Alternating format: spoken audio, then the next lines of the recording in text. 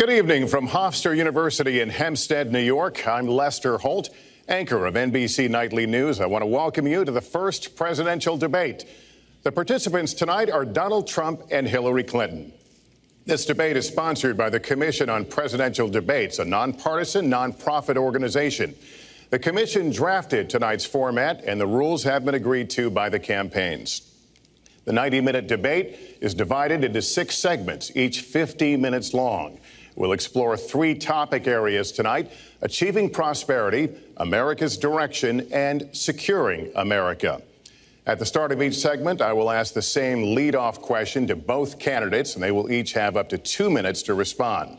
From that point until the end of the segment, we'll have an open discussion. The questions are mine and have not been shared with the commission or the campaigns. The audience here in the room has agreed to remain silent so that we can focus on what the candidates are saying. I will invite you to applaud, however, at this moment as we welcome the candidates.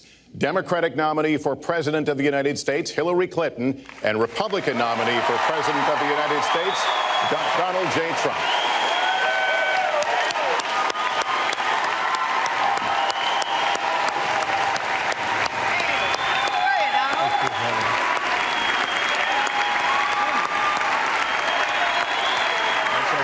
Good luck to you. Mr. Trump, good luck to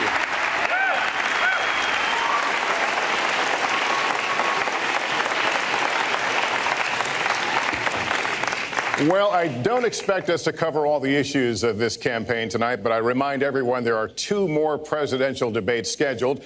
We are going to focus on many of the issues that voters tell us are most important, and we're going to press for specifics. I am honored to have this role, but this evening belongs to the candidates and just as important to the American people. Candidates, we look forward to hearing you articulate your policies and your positions, as well as your visions and your values. So, let's begin. We're calling this opening segment Achieving Prosperity, and central to that is jobs. There are 2 economic realities in America today. There's been a record 6 straight years of job growth, and new census numbers show incomes have increased at a record rate after years of stagnation. However, income inequality remains significant, and nearly half of Americans are living paycheck to paycheck. Beginning with you, Secretary Clinton, why are you a better choice than your opponent to create the kinds of jobs that will put more money into the pockets of American workers? Well, thank you, Lester, and thanks to Hofstra for hosting us. The central question in this election is really what kind of country we want to be and what kind of future we'll build together. Today is my granddaughter's 2nd birthday, so I think about this a lot. First, we have to build an economy that works for everyone, not just those at the top. That means we need new jobs, good jobs, with rising incomes. I want us to invest in you. I want us to invest in your future. That means jobs in infrastructure, in advanced manufacturing, in innovation and technology, clean renewable energy, and small business, because most of the new jobs will come from small business. We also have to make the economy fairer. That starts with raising the national minimum wage and also guarantee, finally, equal pay for women's work. I also want to see more companies do profit sharing. If you help create the profits, you should be able to share in them, not just the executives at the top. And I want us to do more to support people who are struggling to balance family and work. I've heard from so many of you about the difficult choices you face and the stresses that you're under. So let's have paid family leave, earned sick days. Let's be sure we have affordable child care and debt-free college. How are we going to do it? We're going to do it by having the wealthy pay their fair share and close the corporate loopholes. Finally, we tonight are on the stage together, Donald Trump and I. Donald, it's good to be with you. We're going to have a debate where we are talking about the important issues facing our country. You have to judge us. Who can shoulder the immense, awesome responsibilities of the presidency? Who can put into action the plans that will make your life better? I hope that I will be able to earn your vote on November 8th. Secretary Clinton, thank you. Mr. Trump, the same question to you. It's about putting money, more money, into the pockets of American workers. You have up to 2 minutes. Thank you, Lester. Our jobs are fleeing the country. They're going to Mexico. They're going to many other countries. You look at what China is doing to our country in terms of making our product. They're devaluing their currency, and there's nobody in our government to fight them. And we have a very good fight, and we have a winning fight, because they're using our country as a piggy bank to rebuild China, and many other countries are doing the same thing. So we're losing our good jobs, so many of them. When you look at what's happening in Mexico, a friend of mine who builds plants said it's the eighth wonder of the world. They're building some of the biggest plants anywhere in the world, some of the most sophisticated, some of the best plants. With the United States, as he said, not so much. So Ford is leaving. You see that, their small car division leaving. Thousands of jobs, leaving Michigan, leaving Ohio. They're all leaving, and we can't allow it to happen anymore. As far as child care is concerned and so many other things, I think Hillary and I agree on that. We probably disagree a little bit as to numbers and amounts and what we're going to do, but perhaps we'll be talking about that later. But we have to stop our jobs from being stolen from us. We have to stop our companies from leaving the United States, and with it, firing all of their people. All you have to do is take a look at Carrier Air Conditioning in Indianapolis. They fired 1,400 people. They're going to Mexico. So many, hundreds and hundreds of companies are doing this. We cannot let it happen. Under my plan, I'll be reducing taxes tremendously, from 35% to 15% for companies, small and big businesses. That's going to be a job creator like we haven't seen since Ronald Reagan. It's going to be a beautiful thing to watch. Companies will come, they will build, they will expand, new companies will start, and I look very, very much forward to doing it. We have to renegotiate our trade deals, and we have to stop these countries from stealing our companies and our jobs. Secretary Clinton, would you like to respond? Well, I think that trade is an important issue. Of course, we are 5% of the world's population. We have to trade with the other 95%. And we need to have smart, fair trade deals. We also, though, need to have a tax system that rewards work and not just financial transactions.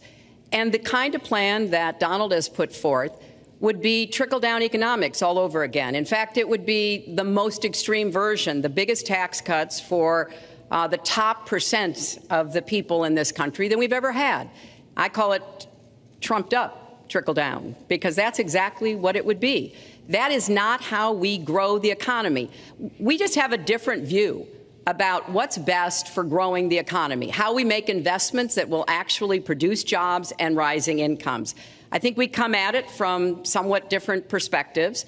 I understand that. You know, Donald was very fortunate in his life, and that's all to his benefit. He started his business with $14 million borrowed from his father, and he really believes that the more you help wealthy people, the better off we'll be, and that everything will work out from there. I don't buy that. I have a different experience. My father was a small businessman. He worked really hard. He printed drapery fabrics on long tables where he pulled out those fabrics and he went down with a silk screen and dumped the paint in and took the squeegee and kept going. And so what I believe is the more we can do for the middle class, the more we can invest in you, your education, your skills, your future, the better we will be off and the better we'll grow. That's the kind of economy I want us to see again. Let me follow up with Mr. Trump, if I can. You've talked about creating 25 million jobs, and you've promised to bring back millions of jobs for Americans. How are we going to bring back the industries that have left this country for cheaper labor overseas? How specifically are you going to tell American manufacturers that you have to come back? Well, for one thing, and before we start on that, my father gave me a very small loan in 1975, and I built it into a company that's worth many, many billions of dollars with some of the greatest assets in the world. And I say that only because that's the kind of thinking that our country needs. Our country's in deep trouble.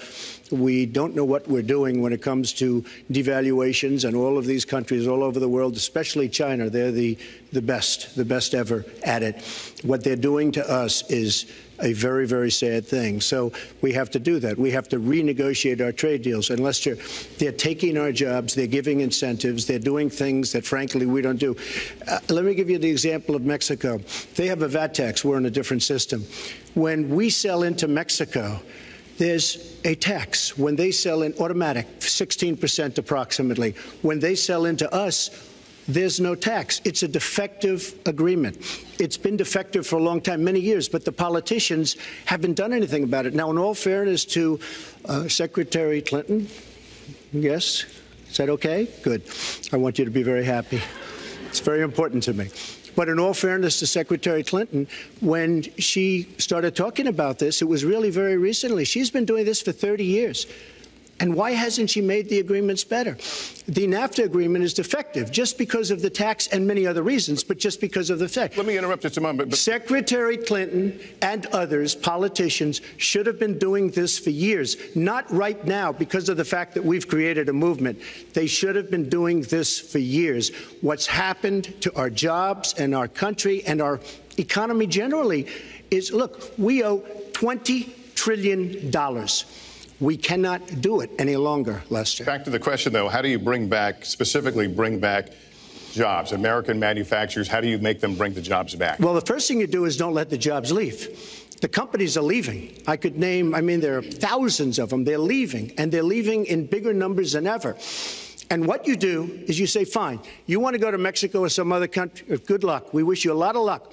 But if you think you're going to make your air conditioners or your cars or your cookies or whatever you make and bring them into our country without a tax, you're wrong. And once you say you're going to have to tax them coming in, and our politicians never do this because they have special interests, and the special interests want those companies to leave because in many cases they own the companies. So what I'm saying is we can stop them from leaving. We have to stop them from leaving, and that's a big, big factor. Let me let Secretary Clinton get Well, let's stop for a second and remember where we were 8 years ago. We had the worst financial crisis, the Great Recession, the worst since the 1930s. That was in large part because of tax policies that slashed taxes on the wealthy, failed to invest in the middle class, took their eyes off of Wall Street, and created a perfect storm. In fact, Donald was one of the people who rooted for the housing crisis. He said back in 2006, gee, I hope it does collapse because then I can go in and buy some and make some money. Well, it did collapse. That's called business, by the way. 9 million people lost their jobs. 5 million people lost their homes, and $13 trillion in family wealth was wiped out. Now, we have come back from that abyss, and it has not been easy. So we're now on the precipice of having a potentially much better economy. But the last thing we need to do is to go back to the policies that failed us in the first place. Independent experts have looked at what I've proposed and looked at what Donald's proposed, and basically they've said this, that if his tax plan, which would blow up the debt by over $5 trillion and would in some instances disadvantage middle-class families compared to the wealthy, were to go into effect, we would lose 3.5 million jobs and maybe have another recession. They've looked at my plans and they've said, okay, if we can do this, and I intend to get it done, we will have 10 million more new jobs because we will be making investments where we can grow the economy. Take clean energy. Some country is going to be the clean energy superpower of the 21st century.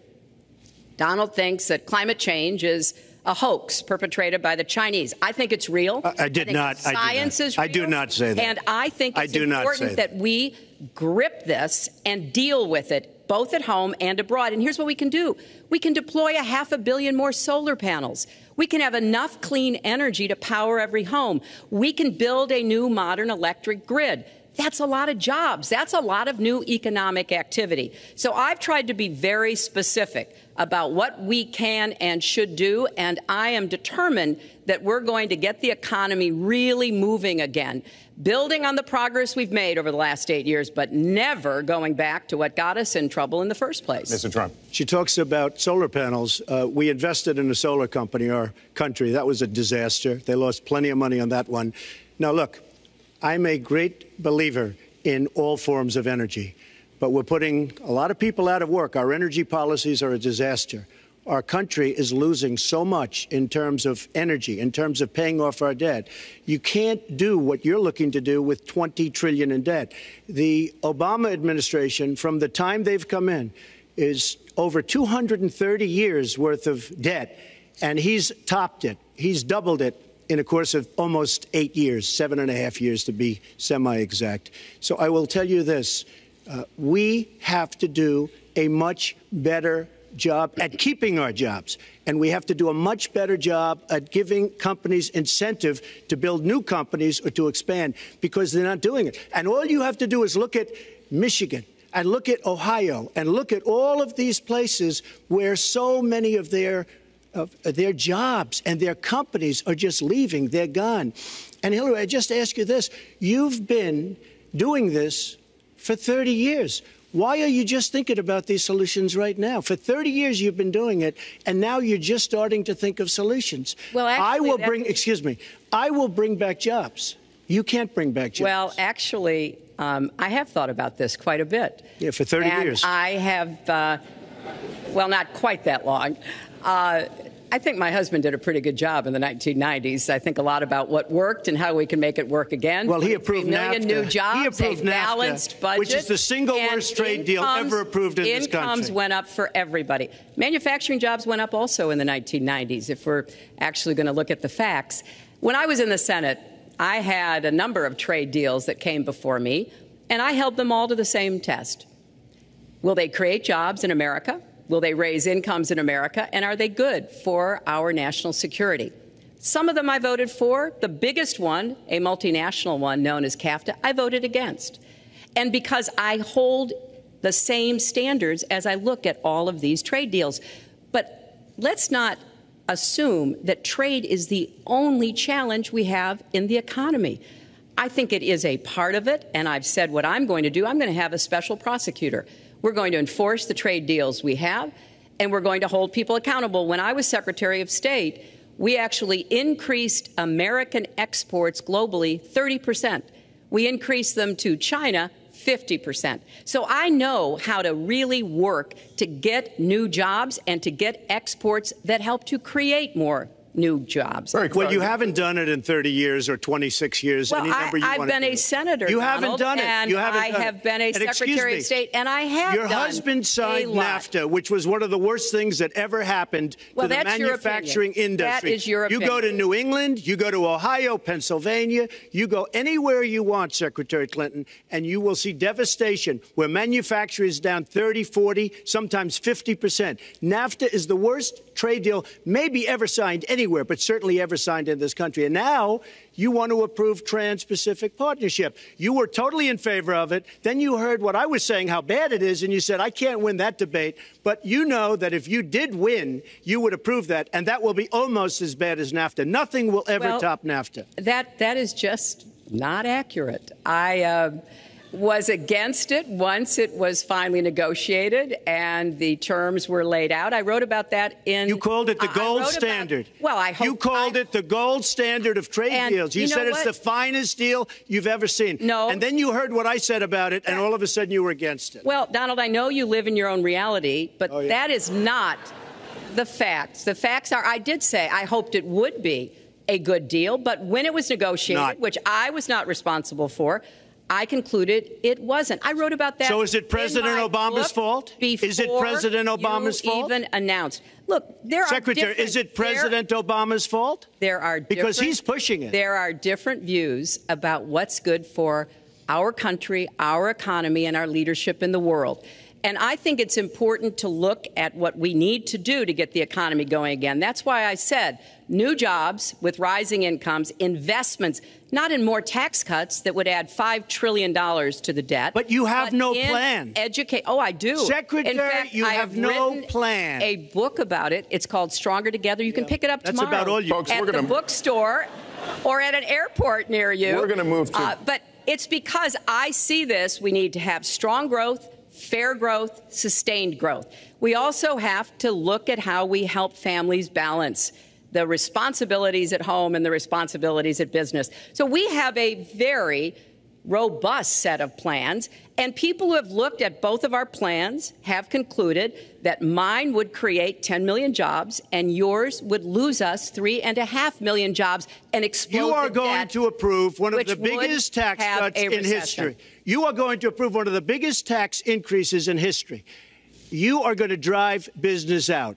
Your regulations are a disaster, and you're going to increase regulations all over the place. And by the way, my tax cut is the biggest since Ronald Reagan. I'm very proud of it. It will create tremendous numbers of new jobs. But regulations, you are going to regulate these businesses out of existence. When I go around, Lester, I tell you this, I've been all over. And when I go around, despite the tax cut, the things that businesses and people like the most is the fact that I'm cutting regulation. You have regulations on top of regulations, and new companies cannot form, and old companies are going out of business, and you want to increase the regulations and make them even worse. I'm going to cut regulations, but I'm going to cut taxes big league, and you're going to raise taxes big league. End of story. Let me get you to pause right there, because we're going to move into the next segment. We're going to talk taxes. That can't be left Please to stand. Take 30 seconds. And then we're I going to go kind on. of assumed that there would be a lot of these charges and claims. And so Facts. we have taken the homepage of my website, HillaryClinton.com, and we've turned it into a fact checker. So if you want to see in real time what the facts are, please go and take a look. And take a look at mine also, and you'll see. Not add a penny to the debt, and your plans would add $5 trillion to the debt. What I have proposed would cut regulations and streamline them for small businesses. What I have proposed would be paid for by raising taxes on the wealthy, because they have made all the gains in the economy. And I think it's time that the wealthy and corporations paid their fair share to support this country. You just opened the next segment. Well, look, could I just finish? Actually, I think I should. I'm going to give you a chance right here. With the and new you take a look at her website. She's going to raise taxes $1.3 trillion. Mr. Trump, and look at her website. You know what? It's no different than this. She's telling us how to fight ISIS. Just go to her website. She tells you how to fight ISIS on her website. I don't think General Douglas MacArthur would like that too much. The next segment, we're continuing the subject of... Well, at least I have a plan to fight ISIS. No, you're telling the enemy everything you want to do. No, we're not. See, you're telling the enemy everything you want to do. No wonder you've been fighting. No wonder you've been fighting ISIS your entire adult life. Well, go to the fact checkers. Get to work. You are unpacking a lot here, and we're still on the issue of achieving prosperity. And I want to talk about taxes. The fundamental difference between the two of you concerns the wealthy. Secretary Clinton, you're calling for a tax increase in the wealthiest Americans. I'd like you to further defend that. And Mr. Trump, you're calling for tax cuts for the wealthy. I'd like you to defend that. And this next 2-minute answer goes to you, Mr. Trump. Well, I'm really calling for major jobs, because the wealthy are going to create tremendous jobs. They're going to expand their companies. They're going to do a tremendous job. I'm getting rid of the carried interest provision. And if you really look, it's not a tax. It's really not a great thing for the wealthy. It's a great thing for the middle class. It's a great thing for companies to expand. And when these people are going to put billions and billions of dollars into companies, and when they're going to bring $2.5 trillion back from overseas, where they can't bring the money back because politicians like Secretary Clinton won't allow them to bring the money back because the taxes are so onerous and the bureaucratic red tape. So what is so bad? So what they're doing is they're leaving our country, and they're, believe it or not, leaving because taxes are too high and because some of them have lots of money outside of our country, and instead of bringing it back and putting the money to work because they can't work out a deal to, and everybody agrees it should be brought back, instead of that, they're leaving our country to get their money because they can't bring their money back into our country because of bureaucratic red tape, because they can't get together, because we have a president that can't sit them around a table and get them to approve something. And here's the thing. Republicans and Democrats agree that this should be done. $2.5 trillion. I happen to think it's double that. It's probably $5 trillion that we can't bring into our country, Lester. And with a little leadership, you'd get it in here very quickly, and it could be put to use on the inner cities and lots of other things, and it would be beautiful. But we have no leadership. And honestly, that starts with Secretary Clinton. All right, you have 2 minutes on the same question to defend tax increases on the wealthiest Americans, Secretary Clinton. I have a feeling that by the end of this evening, I'm going to be blamed for everything that's ever happened. Why not? Why not? Yeah, why not? Just join the debate by saying more crazy things. Now, Let me say there's nothing crazy about not letting our companies bring their money back into their country. This is Secretary Clinton's 2 minutes, please. Yeah, well, let's start the clock again, Lester. We've looked at your tax proposals. I don't see changes in the corporate tax rates or the kinds of proposals you're referring to that would cause the repatriation, bringing back of money that's stranded overseas. I happen to support that. I happen to support that in a way that will actually work to our benefit. But when I look at what you have proposed, you have what is called now the Trump loophole, because it would so advantage you and the business you do. You've proposed an approach that has a $4 billion tax benefit for your family. And when you look at what you are proposing, much for my family? It is, Lester, as I said, trumped up trickle down. Trickle down did not work. It got us into the mess we were in 2008 and 9. Slashing taxes on the wealthy hasn't worked. And a lot of really smart, wealthy people know that. And they are saying, hey, we need to do more to make the contributions we should be making to rebuild the middle class. I don't think top-down works in America. I think building the middle class, investing in the middle class, making college debt-free so more young people can get their education, helping people refinance their debt from college at a lower rate. Those are the kinds of things that will really boost the economy. Broad-based, inclusive growth is what we need in America, not more advantages for people at the very top. Mr. Trump, typical politician, all talk, no action, sounds good, doesn't work, never going to happen. Our country is suffering because people like Secretary Clinton have made such bad decisions in terms of our jobs and in terms of what's going on. Now, look, we have the worst revival of an economy since the Great Depression. And believe me, we're in a bubble right now. And the only thing that looks good is the stock market. But if you raise interest rates even a little bit, that's going to come crashing down. We are in a big, fat, ugly bubble. And we better be awfully careful. And we have a Fed that's doing political things. This Janet Yellen of the Fed. The Fed is doing political by keeping the interest rates at this level. And believe me, the day Obama goes off and he leaves and he goes out to the golf course for the rest of his life to play golf, when they raise interest rates, you're going to see some very bad things happen because the Fed is not doing their job. The Fed is being more political than Secretary Clinton. Mr. Trump, we're talking about the burden that Americans have to pay, yet you have not released your tax returns. And the reason nominees have released their returns for decades is that voters will know if their potential president owes money to, who he owes it to, and any business conflicts. Don't Americans have a right to know if there are any conflicts of interest? I don't mind releasing. I'm under a routine audit, and it'll be released. And as soon as the audit's finished, it'll be released. But you will learn more about Donald Trump by going down to the federal elections, where I filed a 104-page, essentially financial statement of sorts, the forms that they have. It shows income. In fact, the income, I just looked today, the income is filed at $694 million for this past year. $694 million. If you would have told me I was going to make that 15 or 20 years ago, I would have been very surprised. But that's the kind of thinking that our country needs. When we have a country that's doing so badly, that's being ripped off by every single country in the world, it's the kind of thinking that our country needs because everybody... Lester, we have a trade deficit with all of the countries that we do business with of almost $800 billion a year. You know what that is? That means who's negotiating these trade deals? We have people that are political hacks negotiating our trade deals. The IRS says an audit of your taxes, you're perfectly free to release your taxes during an audit. And so the question, does the public's right to know outweigh your personal... Well, I told you, I will release them as soon as the audit. Look, I've been under audit almost for 15 years. I know a lot of wealthy people that have never been audited. I said, do you get audited? I get audited almost every year.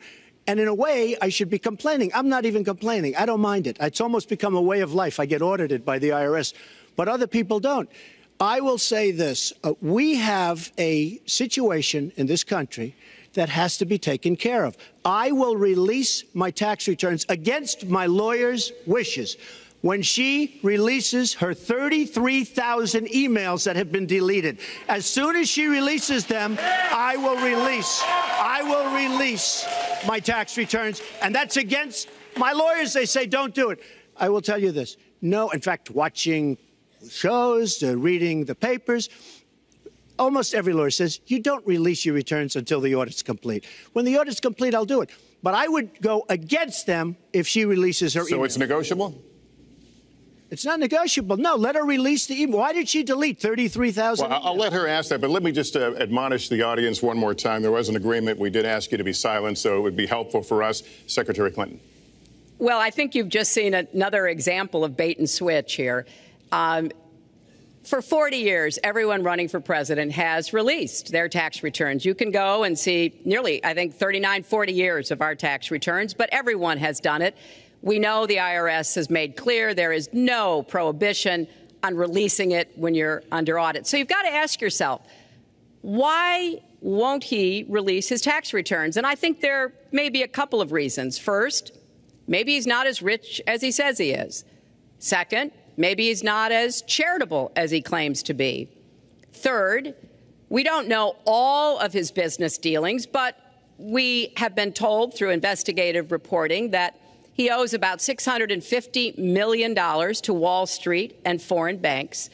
Or maybe he doesn't want the American people, all of you watching tonight, to know that he's paid nothing in federal taxes, because the only years that anybody's ever seen were a couple of years when he had to turn them over to state authorities when he was trying to get a casino license, and they showed he didn't pay any federal income tax. So if he's paid zero, that means zero for troops, zero for vets, zero for schools or health. And I think probably he's not all that enthusiastic about having the rest of our country see what the real reasons are, because it must be something really important, even terrible, that he's trying to hide. And the financial disclosure statement, they don't give you the tax rate. They don't give you all the details that tax returns would. And it just seems to me that this is something that the American people deserve to see. And I have no reason to believe that he's ever going to release his tax returns, because there's something he's hiding. And we'll guess. We'll keep guessing at what it might be that he's hiding. But I think the question is, were he ever to get near the White House, what would be those conflicts? Who does he owe money to? Well, he owes you the answers to that, and he should provide them. He also raised the issue of your emails. Do you want to respond to that? I do. You know, I made a mistake using a private email. That's for sure. And if I had to do it over again, I would obviously do it differently. But I'm not going to make any excuses. It was a mistake, and I take responsibility for that. Mr. Trump? That was more than a mistake. That was done purposely. Okay, that was not a mistake. That was done purposely. When you have your staff taking the Fifth Amendment, taking the Fifth, so they're not prosecuted. When you have the man that set up the illegal server taking the Fifth, I think it's disgraceful. And believe me, this country thinks it's disgraceful. It really thinks it's disgraceful also. As far as my tax returns, you don't learn that much from tax returns, that I can tell you. You learn a lot from financial disclosure, and you should go down and take a look at that. The other thing, I'm extremely underleveraged. The report that said 650, which, by the way, a lot of friends of mine that know my business said, boy, that's really not a lot of money. It's not a lot of money relative to what I had. The buildings that were in question, they said in the same report, which was actually, it wasn't even a bad story, to be honest with you, but the buildings are worth $3.9 billion. And the 650 isn't even on that. But it's not 650. It's much less than that. But I could give you a list of banks. I would, if that would help you, I would give you a list of banks. These are very fine institutions, very fine banks. I could do that very quickly. I am very underleveraged. I have a great company. I have a tremendous income. And the reason I say that is not in a braggadocious way. It's because it's about time that this country had somebody running it that has an idea about money. When we have $20 trillion in debt, and our country's a mess. You know, it's one thing to have $20 trillion in debt, and our roads are good, and our bridges are good, and everything's in great shape. Our airports are like from a third world country. You land at LaGuardia, you land at Kennedy, you land at LAX, you land at Newark, and you come in from Dubai and Qatar, and you see these incredible, you come in from China, you see these incredible airports, and you land, we've become a third world country. So the worst of all things has happened. We owe $20 trillion, and we're a mess. We haven't even started. And we've spent $6 trillion in the Middle East, according to a report that I just saw, whether it's 6 or 5, but it looks like it's 6. $6 trillion in the Middle East. We could have rebuilt our country twice, and it's really a shame. And it's politicians like Secretary Clinton that have caused this problem. Our country has tremendous problems. We're a debtor nation. We're a serious debtor nation. And we have a country that needs new roads, new tunnels, new bridges, new airports, new schools, new hospitals. And we don't have the money because it's been squandered on so many of your ideas. Let you respond, and we'll move to our because you haven't paid any federal income tax for a lot of years. And the other thing I think is important. It would be squandered too, believe me. If your main claim to be president of the United States is your business, then I think we should talk about that. You know, your campaign manager said that you built a lot of businesses on the backs of little guys. And indeed, I have met a lot of the people who were stiffed by you and your businesses, Donald. I've met dishwashers, painters, architects, glass installers, marble installers, drapery installers, like my dad was, who you refused to pay when they finished the work that you asked them to do. We have an architect in the audience who designed one of your clubhouses at one of your golf courses. It's a beautiful facility.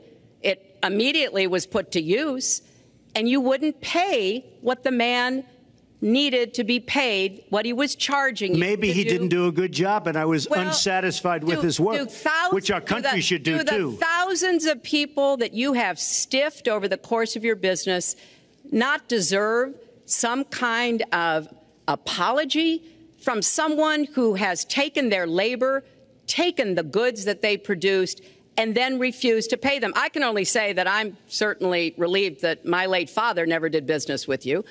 He provided a good middle-class life for us, but the people he worked for, he expected the bargain to be kept on both sides. And when we talk about your business, you've taken business bankruptcy 6 times. There are a lot of great business people that have never taken bankruptcy once. You call yourself the king of debt.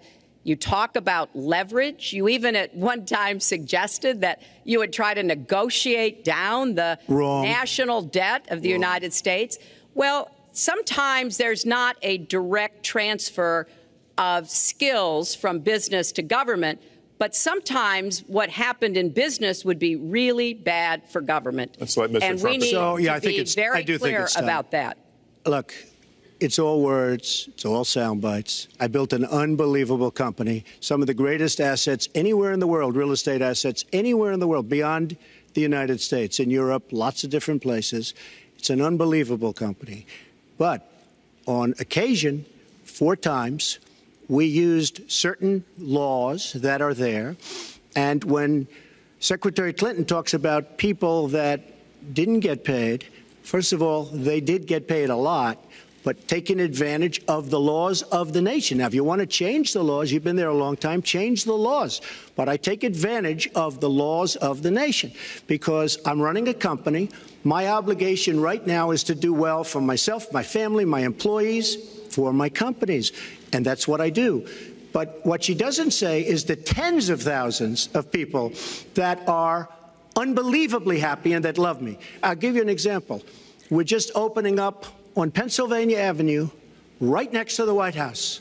So if I don't get there one way, I'm going to get to Pennsylvania Avenue another. But we're opening the old post office. Under budget, ahead of schedule, saved tremendous money. I'm a year ahead of schedule. And that's what this country should be doing. We build roads and they cost 2 and 3 and 4 times what they're supposed to cost.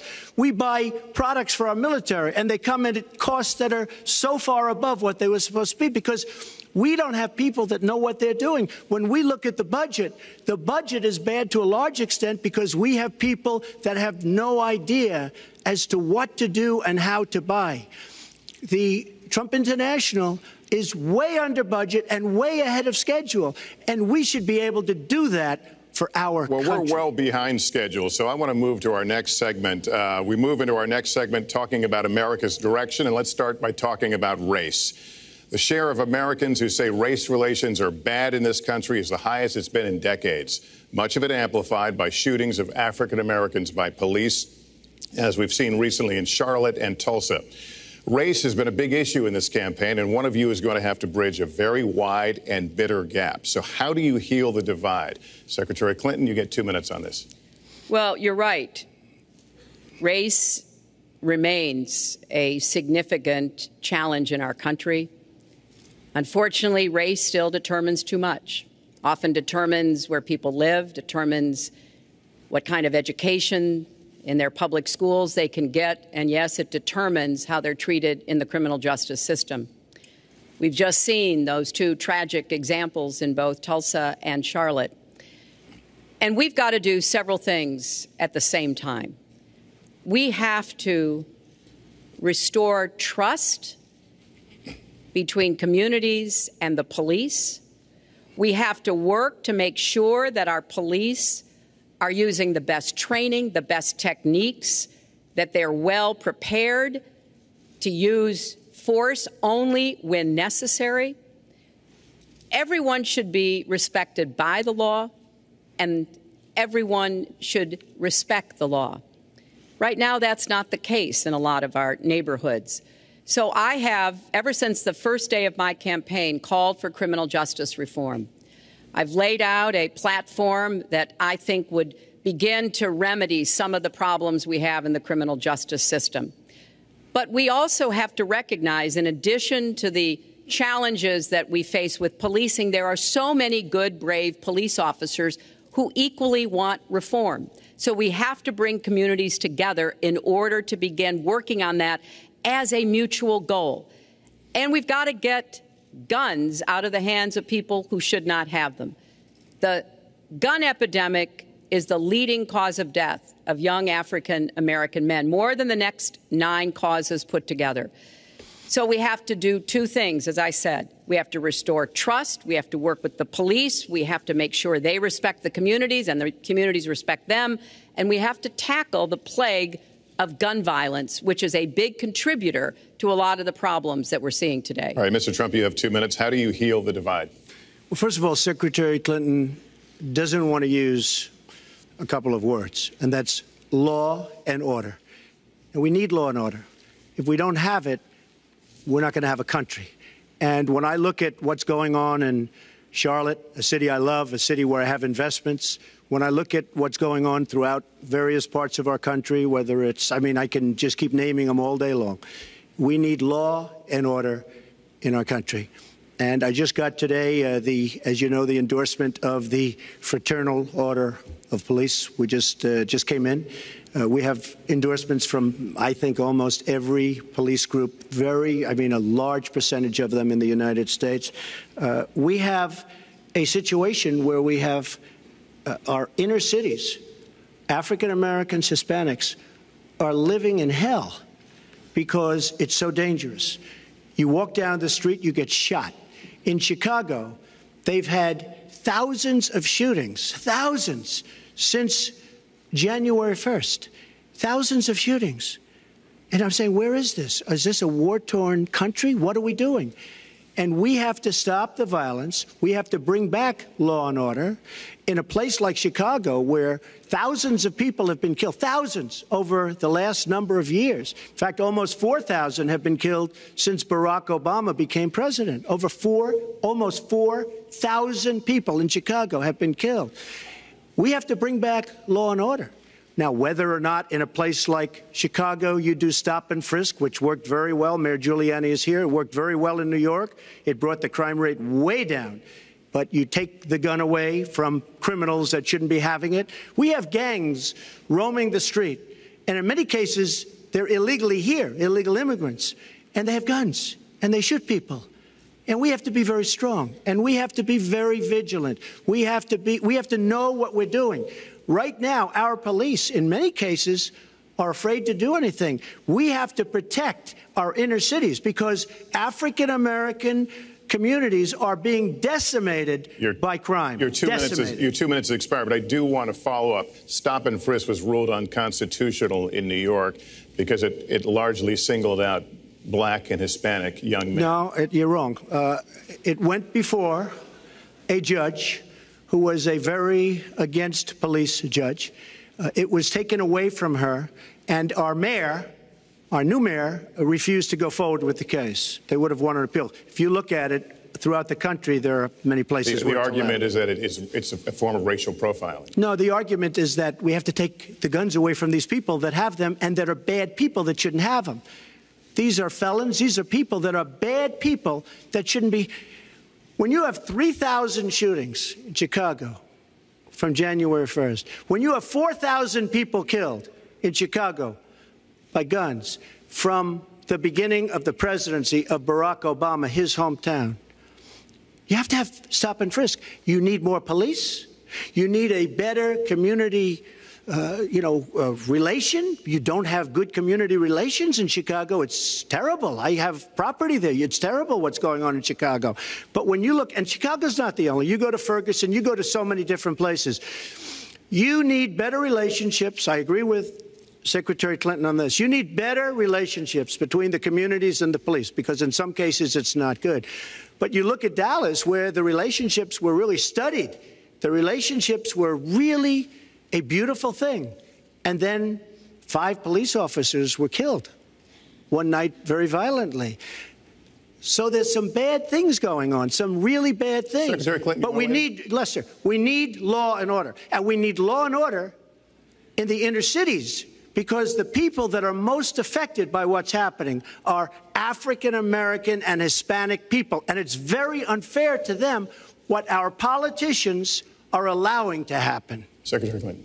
Well, I've heard Donald say this at his rallies, and it's really unfortunate that he paints such a dire, negative picture of Black communities in our country. Oh. You know, the vibrancy of the Black church, the Black businesses that employ so many people, the opportunities that so many families are working to provide for their kids. There's a lot that we should be proud of and we should be supporting and lifting up. But we do always have to make sure we keep people safe. There are the right ways of doing it, and then there are ways that are ineffective.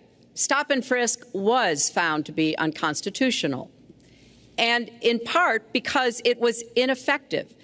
It did not do what it needed to do. Now, I believe in community policing, and in fact, violent crime is 1/2 of what it was in 1991. Property crime is down 40%. We just don't want to see it creep back up. We've had 25 years of very good cooperation, but there were some problems, some unintended consequences.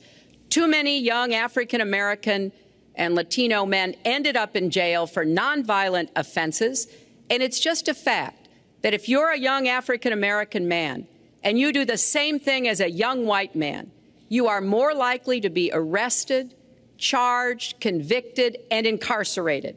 So we've got to address the systemic racism in our criminal justice system. We cannot just say law and order. We have to say we have to come forward with a plan that is going to divert people from the criminal justice system, deal with mandatory minimum sentences, which have put too many people away for too long for doing too little. We need to have more second chance programs. I'm glad that we're ending private prisons in the federal system. I want to see them ended in the state system. You shouldn't have a profit motivation to fill prison cells with young Americans. So there are some positive ways we can work on this. And I believe strongly that common sense gun safety measures would assist us right now. And this is something Donald has supported along with the gun lobby. Right now, we've got too many military-style weapons on the streets. In a lot of places, our police are outgunned. We need comprehensive background checks, and we need to keep guns out of the hands of those who will do harm. And we finally need to pass a prohibition on anyone who's on the terrorist watch list from being able to buy a gun in our country. If you're too dangerous to fly, you are too dangerous to buy a gun. So there are things we can do, and we ought to do it in a bipartisan way. Secretary Clinton, last week you said we've got to do everything possible to improve policing, to go right at implicit bias. Do you believe that police are implicitly biased against black people? Lester, I think implicit bias is a problem for everyone, not just police. I think, unfortunately, too many of us in our great country jump to conclusions about each other. And therefore, I think we need all of us to be asking hard questions about, why am I feeling this way? But when it comes to policing, since it can have literally fatal consequences, I have said in my first budget we would put money into that budget to help us deal with implicit bias by retraining a lot of our police officers. I've met with a group of very distinguished, experienced police chiefs a few weeks ago. They admit it's an issue. They've got a lot of concerns. Mental health is one of the biggest concerns because now police are having to handle a lot of really difficult mental health problems on the street. They want support. They want more training. They want more assistance. And I think the federal government could be in a position where we would offer and provide that. I'd like to respond. Please. First of all, I agree, and a lot of people, even within my own party, want to give certain rights to people on watch lists and no-fly lists. I agree with you. When a person is on a watch list or a no-fly list, and I have the endorsement of the NRA, which I'm very proud of. These are very, very good people, and they're protecting the Second Amendment. But I think we have to look very strongly at no-fly lists and watch lists. And when people are on there, even if they shouldn't be on there, we'll help them. We'll help them legally. We'll help them get off. But I tend to agree with that quite strongly. I do want to bring up the fact that you were the one that brought up the word super predator about young black youth. And that's a term that I think was it's been horribly met, as you know. I think you've apologized for it. But I think it was a terrible thing to say. And when it comes to stop and frisk, you're talking about taking guns away. Well, I'm talking about taking guns away from gangs and people that use them. And I really don't think you disagree with me on this, if you want to know the truth. I think maybe there's a political reason why you can't say it, but I really don't believe. In New York City, stop and frisk, we had 2,200 murders, and stop and frisk brought it down to 500 murders. 500 murders is a lot of murders. Hard to believe. 500 is like supposed to be good. But we went from 2,200 to 500, and it was continued on by Mayor Bloomberg, and it was terminated by current mayor. But stop and frisk had a tremendous impact on the safety of New York City, tremendous beyond belief. So when you say it has no impact, it really did. It had a very, very big impact. Well, it's also fair to say, if we're going to talk about mayors, that under the current mayor, crime has continued to drop, including murders. So there you're is. Wrong. You're wrong. No, I'm not. Murders are up. All right, you'll check. New York has done an excellent job, and I give credit. I give credit across the board, going back to mayors, to police chiefs, because it has worked, and other communities need to come together to do what will work as well. Look, one murder is too many. But it is important that we learn about what has been effective and not go to things that sound good that really did not have the kind of impact that we would want.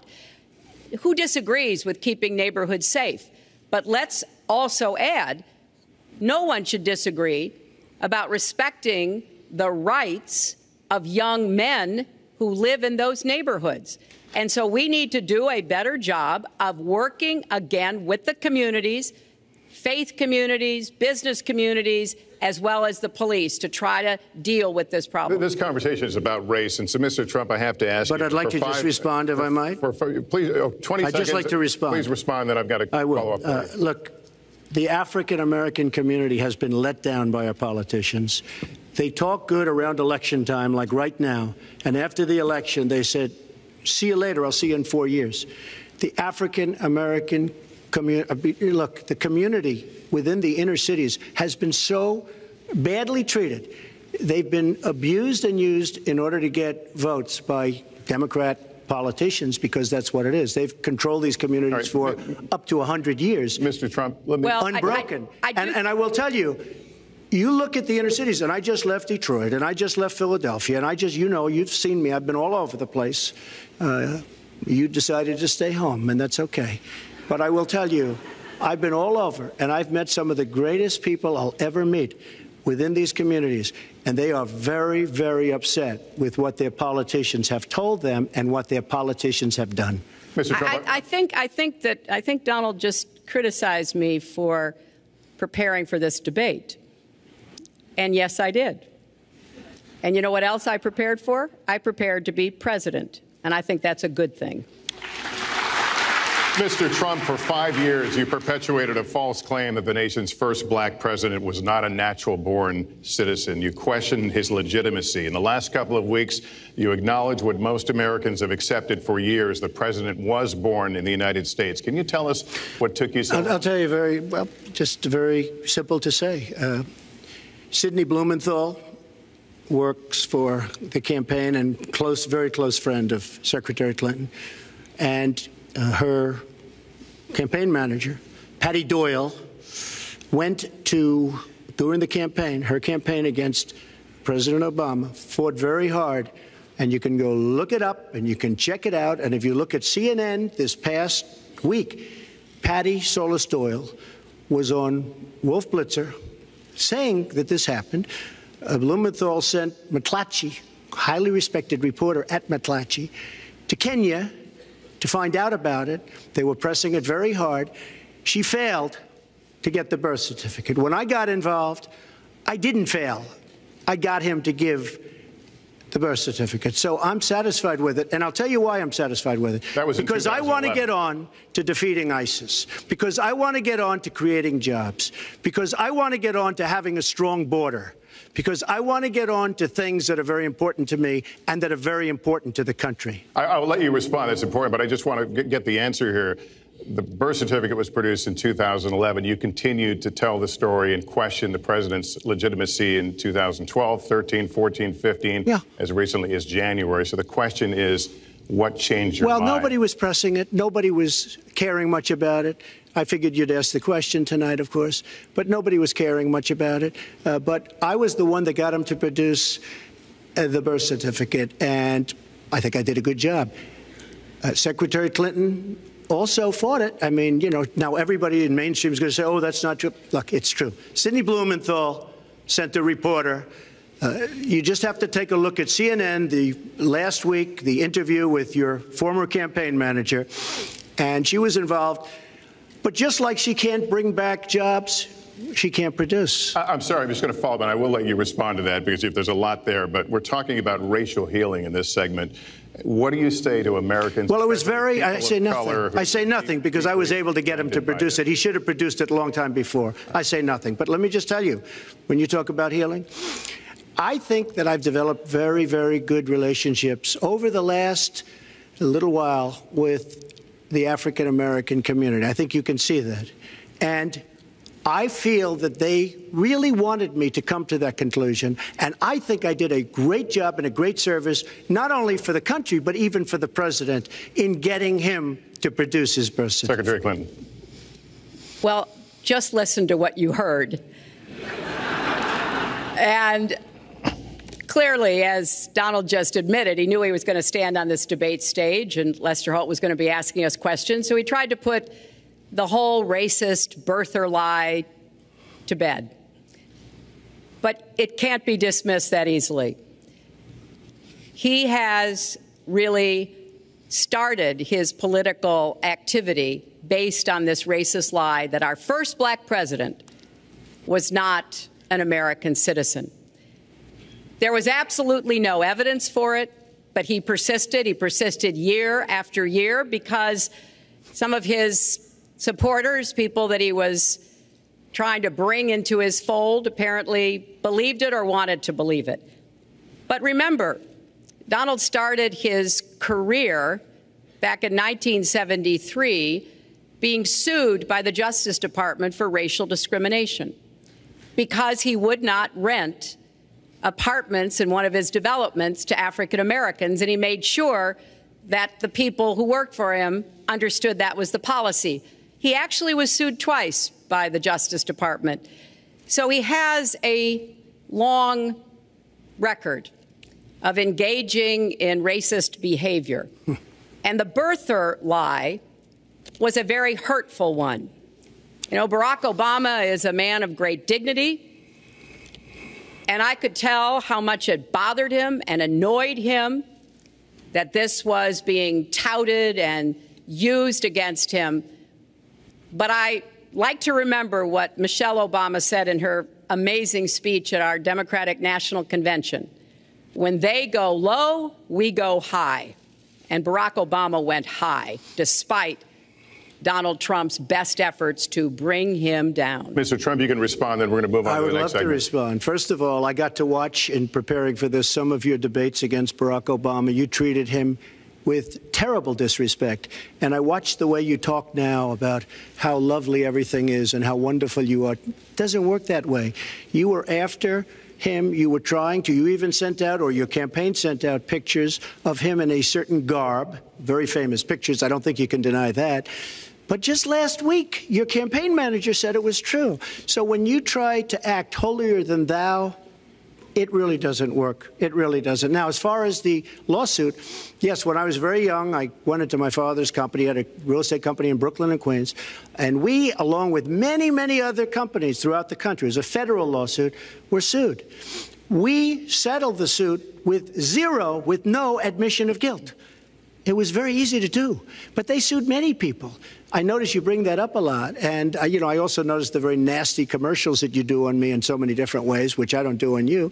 Maybe I'm trying to save the money, but frankly, I look at that and I say, isn't that amazing? Because I settled that lawsuit with no admission of guilt, but that was a lawsuit brought against many real estate firms, and it's just one of those things. I'll go on one step further. In Palm Beach, Florida, tough community, a brilliant community, a wealthy community, probably the wealthiest community there is in the world. I opened a club and really got great credit for it. No discrimination against African Americans, against Muslims, against anybody. And it's a tremendously successful club, and I'm so glad I did it. And I have been given great credit for what I did, and I'm very, very proud of it. And that's the way I feel. That is the true way I feel. Our next segment is called Securing America. We want to start with a 21st century war happening every day in this country. Our institutions are under cyber attack, and our secrets are being stolen. So my question is, who's behind it, and how do we fight it? Secretary Clinton, this answer goes to you. Well, I think cybersecurity, cyber warfare will be one of the biggest challenges facing the next president, because clearly we're facing at this point two different kinds of adversaries. There are the independent hacking groups that do it mostly for commercial reasons, to try to steal information that they then can use to make money. But increasingly, we are seeing cyber attacks coming from states, organs of states. The most recent and troubling of these has been Russia. There's no doubt now that Russia has used cyber attacks against all kinds of organizations in our country, and I am deeply concerned about this. I know Donald's very praiseworthy of Vladimir Putin, but Putin is playing a really tough, long game here. And one of the things he's done is to let loose cyber attackers to hack into government files, to hack into personal files, hack into the Democratic National Committee. And we recently have learned that, that this is one of their preferred methods of trying to wreak havoc and collect information. We need to make it very clear, whether it's Russia, China, Iran, or anybody else, the United States has much greater capacity And we are not going to sit idly by and permit state actors to go after our information, our private sector information or our public sector information.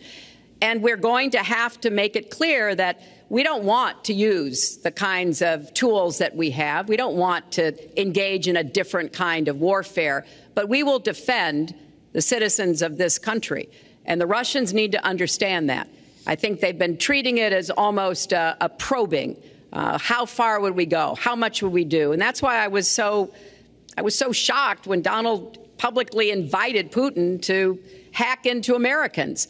That is just unacceptable. It's one of the reasons why 50 national security officials who served in Republican administration have said that Donald is unfit to be the commander-in-chief. It's comments like that that really worry people who understand the threats that we face. Mr. Trump, you have 2 minutes in the same question. Who's behind it? And how do we find I do want to say that I was just endorsed, and more are coming next week. It'll be over 200 admirals, many of them are here, admirals and generals endorsed me to lead this country.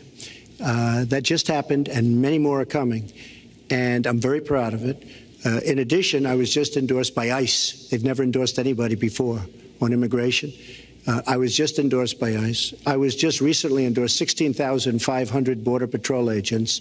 So when Secretary Clinton talks about this, I mean, I'll take the admirals and I'll take the generals any day over the political hacks that I see that have led our country so brilliantly over the last 10 years with their knowledge, okay?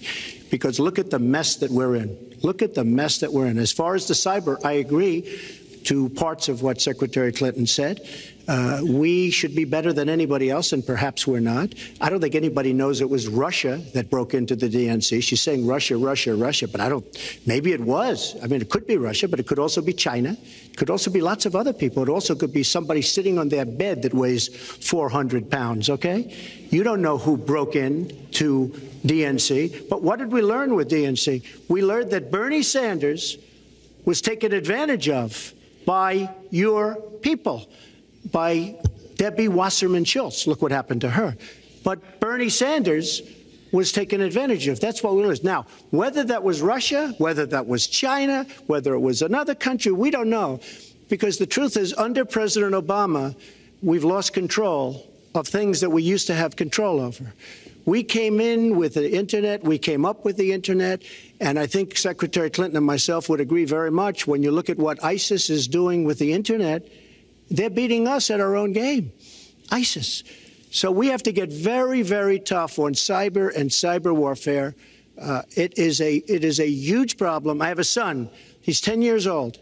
He has computers. He is so good with these computers. It's unbelievable. The security aspect of cyber is very, very tough, and maybe it's hardly doable. But I will say we are not doing the job we should be doing. But that's true throughout our whole governmental society. We have so many things that we have to do better, Lester, and certainly cyber is one of them. Secretary Clinton. Well, I think there are a number of issues that we should be addressing. I have put forth a plan to defeat ISIS. It does involve going after them online. I think we need to do much more with our tech companies to prevent ISIS and their operatives from being able to use the Internet to radicalize, even direct people in our country and Europe and elsewhere. But we also have to intensify our air strikes against ISIS and eventually support our Arab and Kurdish partners to be able to actually take out ISIS in Raqqa and their claim of being a caliphate. We're making progress. Our military is assisting in Iraq, and we're hoping that within the year we'll be able to push ISIS out of Iraq and then, really squeeze them in Syria. But we have to be cognizant of the fact that they've had foreign fighters coming to volunteer for them, foreign money, foreign weapons. So we have to make this the top priority. And I would also do everything possible to take out their leadership. I was involved in a number of efforts to take out al-Qaeda leadership when I was Secretary of State, including, of course, taking out bin Laden. And I think we need to go after Baghdadi as well, make that one of our organizing principles, because we've got to defeat ISIS, and we've got to do everything we can to disrupt their propaganda efforts online. You mentioned ISIS, and we think of ISIS certainly as over there, but there are American citizens who have been inspired to commit acts of terror on American soil. The latest incident, of course, the bombings we just saw in New York and New Jersey, the knife attack at a mall in Minnesota, and the last year, deadly attacks in San Bernardino and Orlando. I'll ask this to both of you. Tell us specifically how you would prevent homegrown attacks by American citizens, Mr. Trump. Well, first I have to say one thing, very important. Secretary Clinton is talking about taking out ISIS. We will take out ISIS.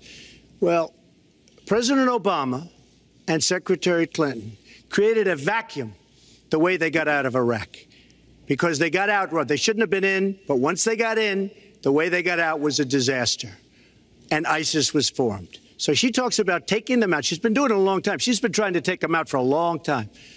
But they wouldn't have even been formed if they left some troops behind, like 10,000 or maybe something more than that. And then you wouldn't have had them. Or, as I've been saying for a long time, and I think you'll agree because I said it to you once, had we taken the oil, and we should have taken the oil, ISIS would not have been able to form either, because the oil was their primary source of income. And now they have the oil all over the place, including the oil, a lot of the oil in Libya, which was another one of her disasters. Secretary Clinton. Well, I hope the fact checkers are turning up the volume and really working hard.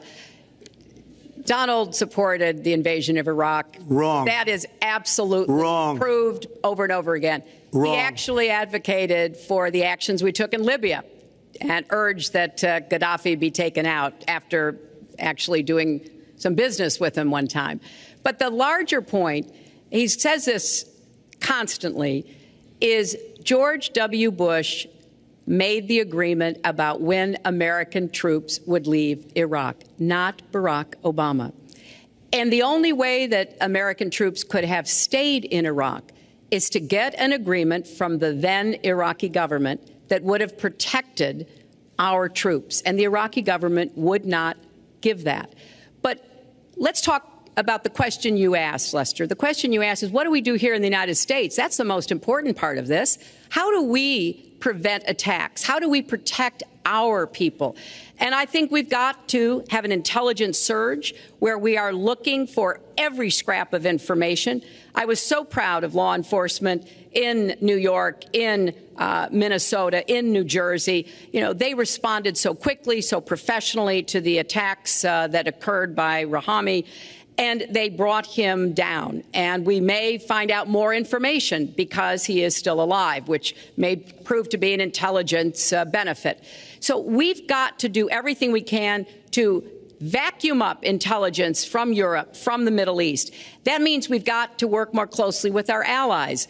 And that's something that Donald has been very dismissive of. We're working with NATO, the longest military alliance in the history of the world, to really turn our attention to terrorism. We're working with our friends in the Middle East, many of which, as you know, are Muslim-majority nations. Donald has consistently insulted Muslims abroad, Muslims at home, when we need to be cooperating with Muslim nations and with the American Muslim community. They're on the front lines. They can provide information to us that we might not get anywhere else. They need to have close working cooperation with law enforcement in these communities, not be alienated and pushed away, as some of Donald's rhetoric, unfortunately, has led to. Mr. Well, I'd have to respond. Please respond. The Secretary said very strongly about working with. We've been working with them for many years. And we have the greatest mess anyone's ever seen. You look at the Middle East, it's a total mess, under your direction to a large extent. But you look at the Middle East, you started the Iran deal. That's another beauty, where you have a country that was ready to fall. I mean, they were doing so badly. They were choking on the sanctions, and now they're going to be actually probably a major power at some point pretty soon, the way they're going. But when you look at NATO, I was asked on a major show, what do you think of NATO? And you have to understand, I'm a business person. I did really well, but I have common sense. And I said, well, I'll tell you, I haven't given lots of thought to NATO, but two things. Number one, the 28 countries of NATO, many of them aren't paying their fair share. Number two, and that bothers me because we should be, as we're defending them, and they should at least be paying us what they're supposed to be paying by treaty and contract. And number two, I said, and very strongly, NATO could be obsolete because, and I was very strong on this, and it was actually covered very accurately in the New York Times, which is unusual for the New York Times, to be honest. But I said they do not focus on terror. And I was very strong, and I said it numerous times. And about 4 months ago, I read on the front page of the Wall Street Journal that NATO is opening up a major terror division. And I think that's great. And I think we should get, because we pay approximately 73% of the cost of NATO. It's a lot of money to protect other people. But I'm all for NATO. But I said they have to focus on terror also. And they're going to do that. And that was, believe me, I'm sure I'm not going to get credit for it, but that was largely because of what I was saying and my criticism of NATO. I think we have to get NATO to go into the Middle East with us, in addition to surrounding nations, and we have to knock the hell out of ISIS, and we have to do it fast. When ISIS formed in this vacuum created by Barack Obama and Secretary Clinton, and believe me, you were the ones that took out the troops. Not only that, you named the day. They couldn't believe it. They sat back probably and said, I can't believe it. They said, no, wait a minute. We've covered when they formed, this is something that never should have happened. It should have never happened. Now, you're talking about taking out ISIS, but you were there and you were Secretary of State when it was a little infant. Now it's in over 30 countries. And you're going to stop them? I don't think so. Mr. Trump, a lot of these are judgment questions. You had supported the war in Iraq before the invasion. What makes your judgment? I did not support the war in Iraq. 2002. That is a mainstream media nonsense put out by her because she, frankly, I think the best person in her campaign is mainstream media. My question is, since you would you like to hear? Why is your I was against the war. Wait a minute.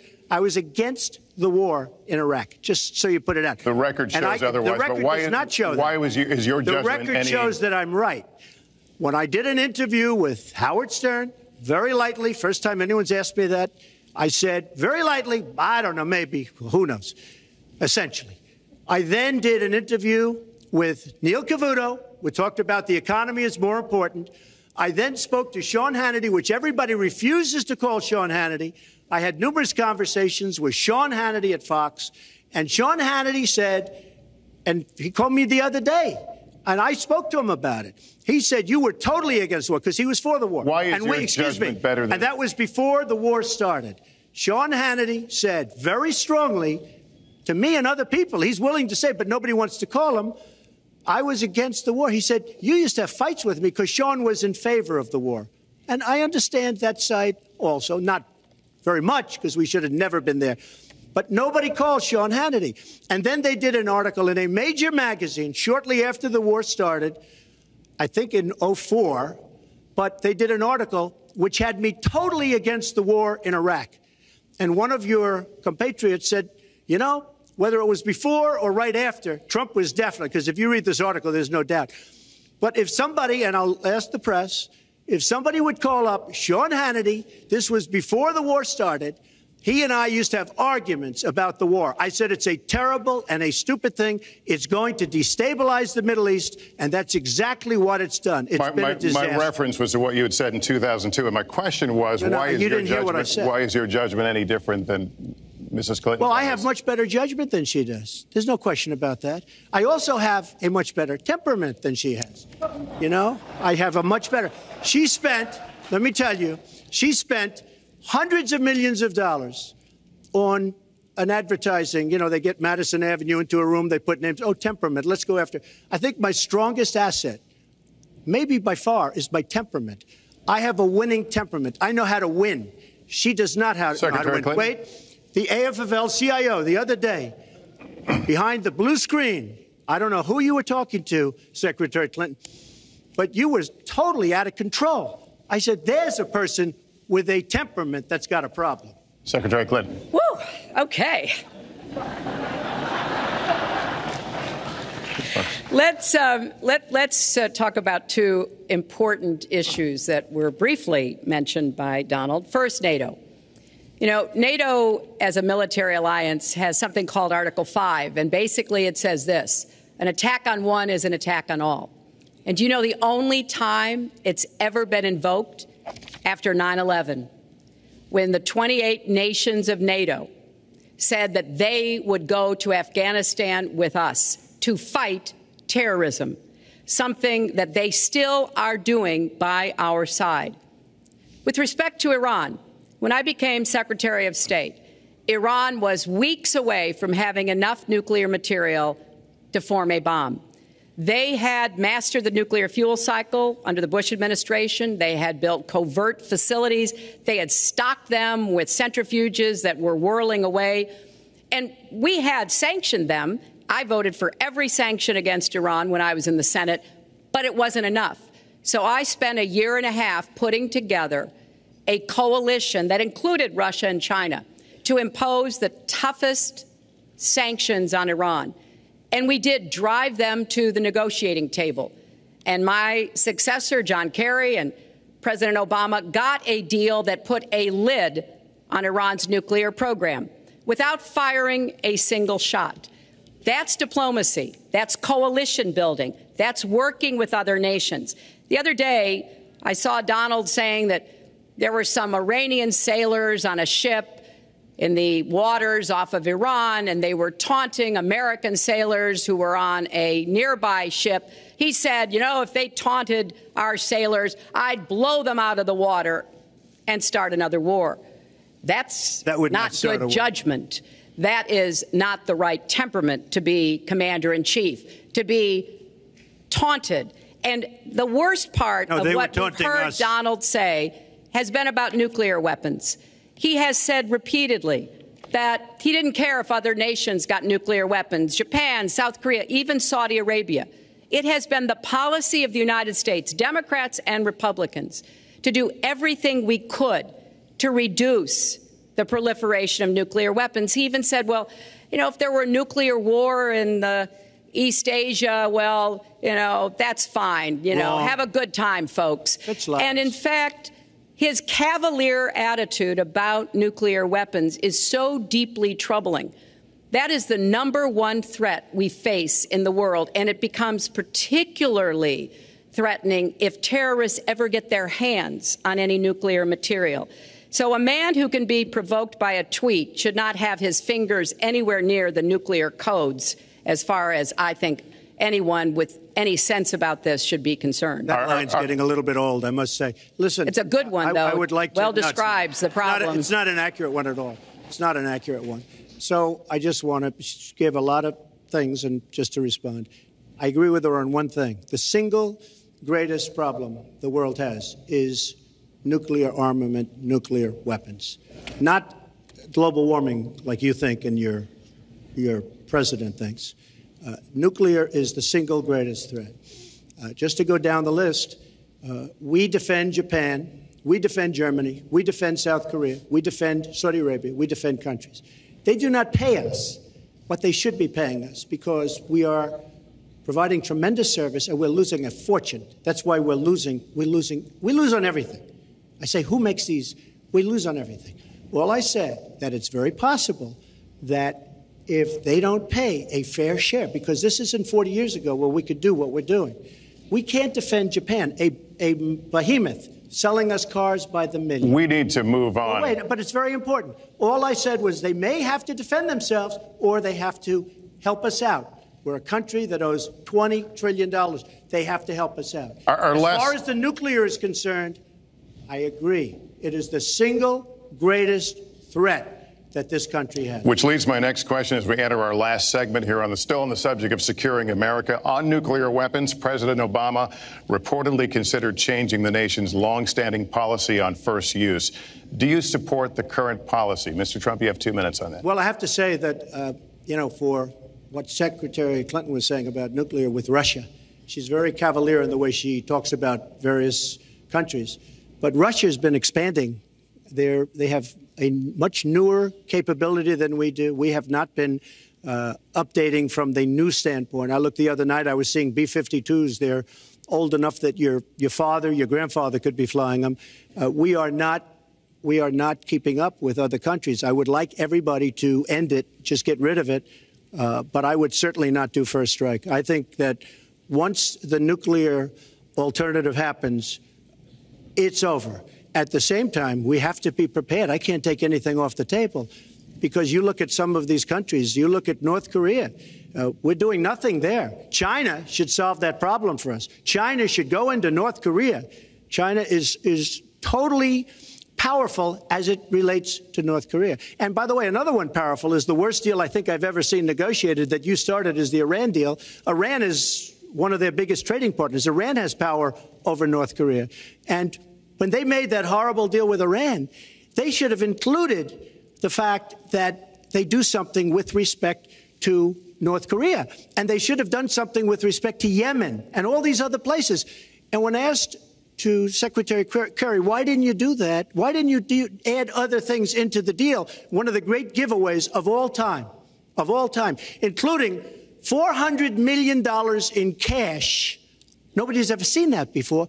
That turned out to be wrong. It was actually $1.7 billion in cash.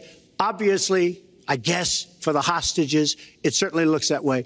So you say to yourself, why didn't they make the right deal? This is one of the worst deals ever made by any country in history.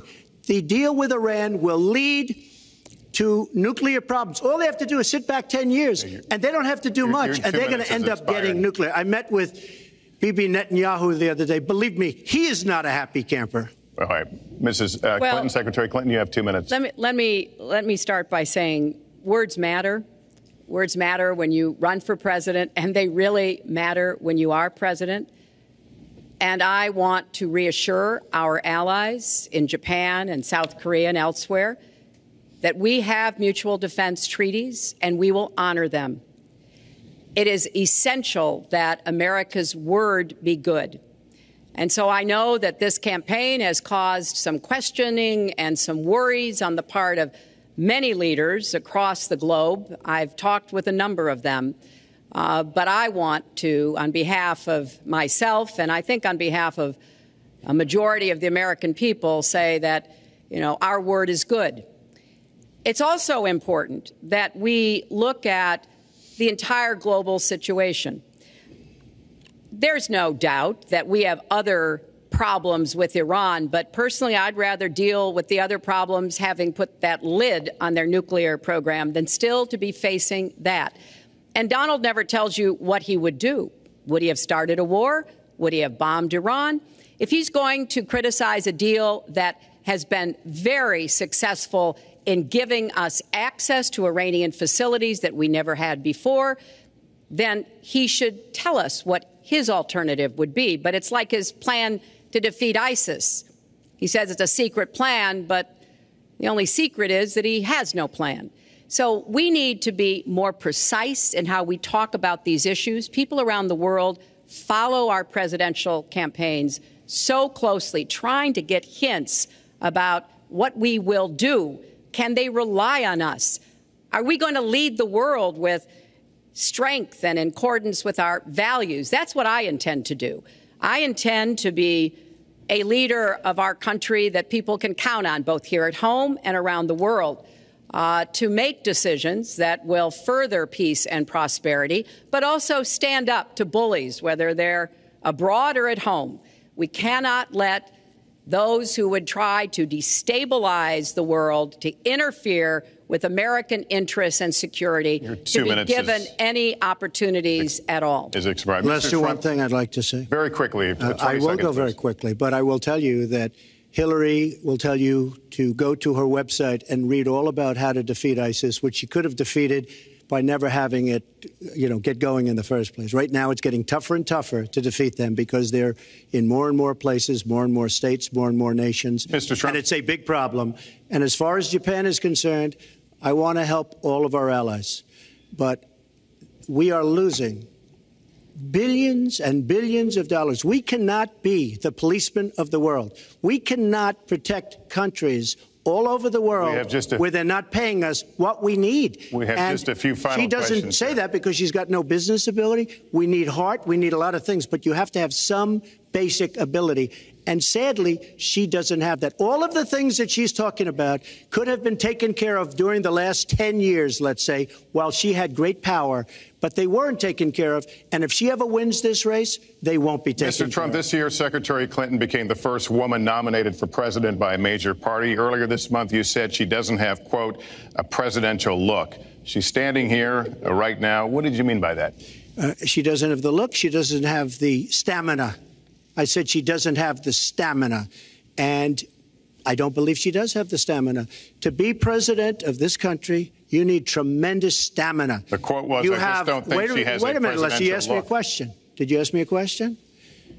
You have to be able to negotiate our trade deals. You have to be able to negotiate, that's right, with Japan, with Saudi Arabia. I mean, can you imagine we're defending Saudi Arabia, and with all of the money they have, we're defending them and they're not paying? All you have to do is speak to them. Wait, you have so many different things you have to be able to do, and I don't believe that Hillary has the stamina. Let's let her respond. Well, as soon as he travels to 112 countries and negotiates a peace deal, a ceasefire, a release of dissidents, an opening of new opportunities in nations around the world, or even spends 11 hours testifying in front of a congressional committee, he can talk to me about stamina. The world, let me tell you, Hillary has experience, but it's bad experience. We have made so many bad deals during the last. So she's got experience, that I agree, but it's bad experience. Whether it's the Iran deal that you're so in love with, where we gave them $150 billion back, whether it's the Iran deal, whether it's anything you can name, you almost can't name a good deal. I agree. She's got experience, but it's bad experience. And this country can't afford to have another 4 years of that kind of experience. We are at the final question. One thing, Lester, is, you know, he tried to switch from looks to stamina.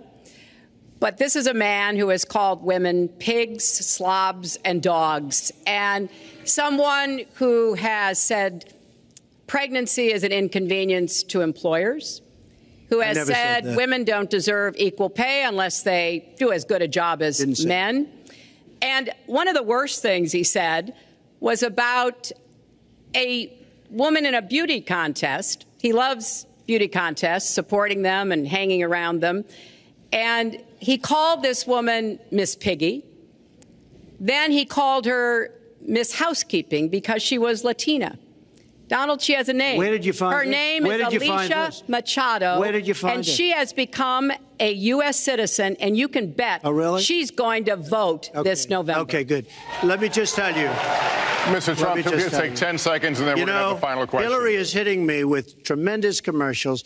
Some of it said in entertainment. Some of it said somebody who's been very vicious to me, Rosie O'Donnell. I said very tough things to her, and I think everybody would agree that she deserves it, and nobody feels sorry for her. But you want to know the truth? I was going to say something extremely rough to Hillary, to her family, and I said to myself, I can't do it. I just can't do it. It's inappropriate. It's not nice. But she spent hundreds of millions of dollars on negative ads on me, many of which are absolutely untrue. They're untrue, and they're misrepresentations. And I will tell you this, Lester, it's not nice, and I don't deserve that. But it's certainly not a nice thing that she's done. It's hundreds of millions of ads, and the only gratifying thing is I saw the polls come in today, and with all of that money, over $200 million is spent, and I'm either winning or tied, and I've spent practically nothing. One of you will not win this election. So my final question to you tonight, are you willing to accept the outcome as the will of the voters? Secretary Clinton? Well, I support our democracy. And sometimes you win, sometimes you lose. But I certainly will support the outcome of this election. And I know Donald's trying very hard to plant doubts about it, but I hope the people out there understand this election's really up to you. It's not about us so much as it is about you and your families and the kind of country and future you want. So I sure hope you will get out and vote as though your future depended on it, because I think it does. Mr. Trump, very quickly, the same question. Will you accept the outcome as the will of the voters? I want to make America great again. We are a nation that is seriously troubled. We're losing our jobs. People are pouring into our country. The other day, we were deporting 800 people, and perhaps they passed the wrong button, they pressed the wrong button, or perhaps, worse than that, it was corruption. But these people that we were going to deport for good reason ended up becoming citizens. And it was 800, and now it turns out it might be 1,800, and they don't even know. Will you accept Look, the outcome here's the of the story. election? I want to make America great again. I'm going to be able to do it. I don't believe Hillary will. The answer is, if she wins, I will absolutely support her. All right. Well, that is going to do it for us. That concludes our debate for this evening, a spirited one. We covered a lot of ground, not everything, as I suspected we would. The next presidential debates are scheduled for October 9th at Washington University in St. Louis and October 19th at the University of Nevada, Las Vegas. The conversation will continue. A reminder, the vice presidential debate is scheduled for October 4th at Longwood University in Farmville, Virginia. My thanks to Hillary Clinton and to Donald Trump and to Hofstra University for hosting us tonight. Good night, everyone.